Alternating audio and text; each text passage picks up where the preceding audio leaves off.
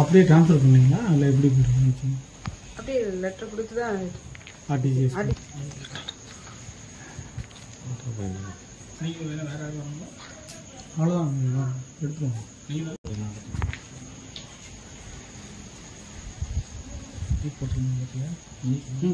அவர் நஷா வச்சுக்க போட்டு அவங்க சார் போட்டாங்க அவங்க வீட்டுக்காரர். அவங்க வந்து டெய்லராக இருக்காங்க, எக்ஸ்போர்ட் டெய்லர். சொல்லுங்க. என் பேர் சங்கவி.